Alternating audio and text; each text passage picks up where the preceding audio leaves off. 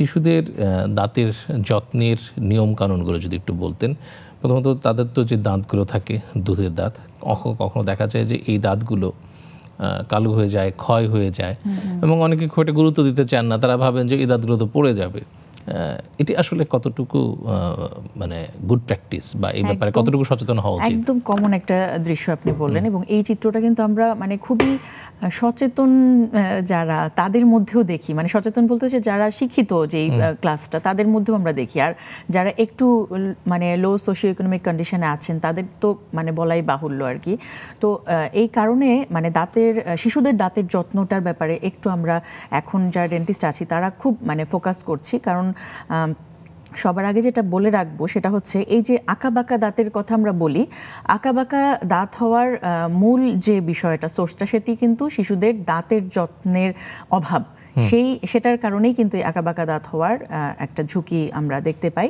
তো সাধারণত যেটা হয়, আপনি কিন্তু ইতিমধ্যে বলেছেন যে বাবা মায়েরা এটা মনে করেন যে বাচ্চাটির তো দুধের দাঁত, তো এটা তো কদিন পরে পড়েই যাবে, এটা এখন যত্ন না নিলেও চলবে, এবং যত্ন নেওয়া তো তাদের কাছে একটা অবহেলার বিষয় থাকে। আবার যখন সমস্যা হয় বা এই যে কালো দাগ হওয়া বা ক্যারিজ হওয়া, এটিকেও তারা যে একটা সময় মতো চিকিৎসা করানোর ব্যাপার থাকে সেটিও তারা আসলে গুরুত্বের সাথে দেখেন না।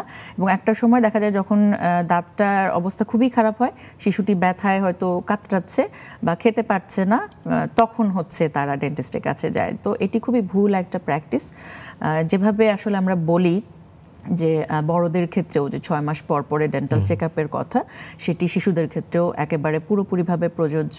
যে তাদের ক্ষেত্রেও 6 মাস পর পরে আসলে যখন থেকে একটি শিশুর দাঁত ওঠা শুরু হবে, এবং আমরা কোনো ক্ষেত্রে দাঁত ওঠার আগেই আসলে যত্নটা অন্তত পক্ষে বাবা মা যাতে করতে পারেন সেই বিষয়টাও পরামর্শ দিয়ে থাকি। সেটা হচ্ছে যখন শিশুটি ব্রেস্ট ফিডিং করছে, হয়তো তার দাঁত তখনও ওঠেনি, তার জিহ্বার পরিষ্কারটা, তার মুখের ভেতরের যে পরিচ্ছন্নতাটা সেটি মেনটেন করতে হয়।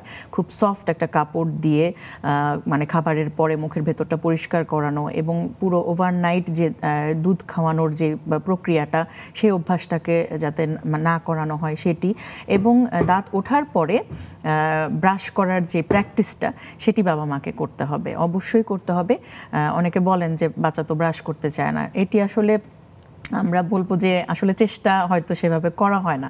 বাবা মা যদি খেলার ছলে সুন্দর একটা ব্রাশ দিয়ে, একটা খুব সুন্দর ফ্লেভারের একটা পেস্ট দিয়ে তার সাথে যদি প্রতিদিন অভ্যাসটা এবং নিজেরা করছেন ওই সময় যদি বাচ্চাকে নিয়ে দেখেন, বাচ্চারা কিন্তু কপি করতে পছন্দ করে। এবং এই যে আয়নার সামনে যখন দেখেন যে তার প্রিয় মানুষটি তার সাথে সাথে ব্রাশ করছে, তখন কিন্তু সেই বাচ্চাটি মানে ইচ্ছা হয় বা আগ্রহ প্রকাশ করে, সেটি তখন কিন্তু সে খেলার মতো করে তার অভ্যাসে রপ্ত করে নেয় ব্রাশ করার ব্যাপারটা।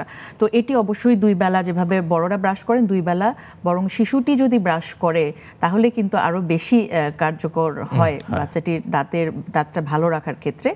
এই দাঁতগুলো যখন কোনো সমস্যা হয়, যখন আমরা দেখি যে কালো দাগ পড়ছে বা একটা স্পট পড়ছে, একটা ক্যারিজ হচ্ছে, তখন কিন্তু দেরি না করে আসলে ডেন্টিস্টের কাছে চলে যেতে হবে। কারণ এই দাঁতটা শুরুর দিকে যদি ডেন্টিস্টের কাছে আসা হয় বা নেওয়া হয়, সেক্ষেত্রে দাঁতটা ফিলিং দিয়ে যতটা সহজে সমাধান করা সম্ভব, পরবর্তীতে দেরি হয়ে গেলে সেই দাঁতটা সমাধান করা যায়, কিন্তু একটা শিশুর কিন্তু কাজ করানোটাও কিন্তু একটা চ্যালেঞ্জিং ব্যাপার, ওই সমাধানটা তত সহজ থাকে না, এবং সেটি বাবা মাও তখন কষ্ট পান, বাচ্চাটি কষ্ট পান, তখন নানাভাবে আসলে এটা জটিল হয়ে যায় প্রক্রিয়াটা।